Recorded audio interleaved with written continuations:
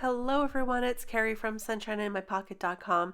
Today I was super excited to use these stencils together. There are two different stencils from Maker Forte. This first one is called Tree Line Base, and this second one here is called Rudolph's Ride.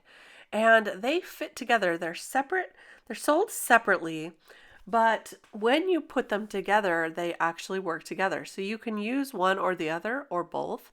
And today I'm going to use both of them. And they have this perfect blend paper that I thought that I would use today with this because I had kind of an idea of what I wanted to do. This paper it's not really glossy, but it's very smooth. It does have a sheen to it. And when you blend on it, it kind of stays wet longer, so you have more of an opportunity to get it blended perfectly. Today, I just taped that onto the back, this tree line base, and now I'm just going to take some Distress ink and with a blending brush, I'm going to blend that right on the perfect blend paper. So this is going to become our night sky. I'm using kind of a darker blue. This is the Faded Jeans color, and I'm just tapping it off a little bit onto the paper beside me. That way I'm sure not to get too much of a weird brush stroke on there. And so I'm going to keep blending this and keep blending this until I get just the darkness that I'm looking for. I did go over this quite a few times until I got to this dark sky. And I want to say each time I use this perfect blend paper, I'm pleasantly surprised at how easy it is to blend on there. There you can see that sky. It has kind of a sheen to it now too because of that paper, so it's really pretty. So I'm putting on the Rudolph's Ride stencil, and I realized that I had it backwards. It fit perfectly when I put it this way. So I thought I needed to tape off those trees, but after I started coloring those stars, I realized I really didn't need to tape the trees off actually at all. So I have some beautiful shooting star here. This is the Kaleidoscope Powder. And I just wanted to see if it would stick to the perfect blend, to the ink on the perfect blend paper, if I did it fast enough. But it did not stick. It was not wet enough to have the Kaleidoscope Powder stick. So I'm using the clear Color Hive ink pad, and it's kind of like a sticky ink.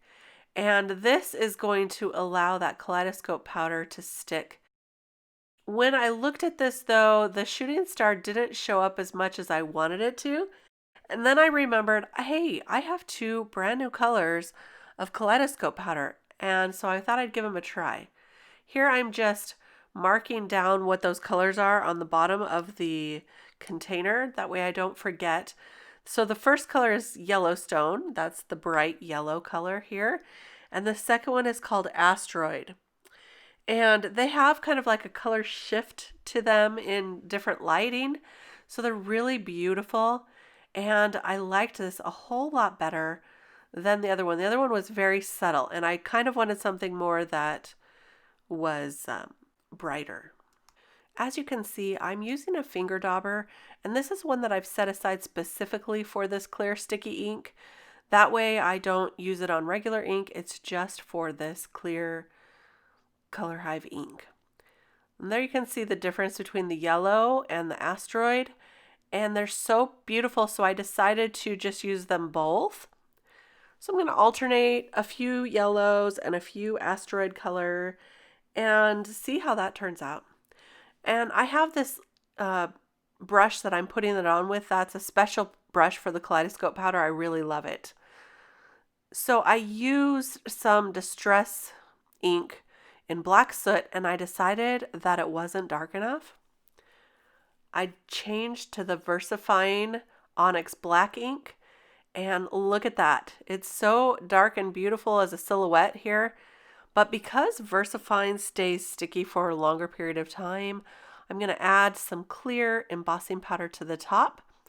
Also, I wasn't sure how long it would take to dry on this particular paper. I knew that it would take even longer than normal. So that's why the clear embossing powder, and then we have some beautiful shine.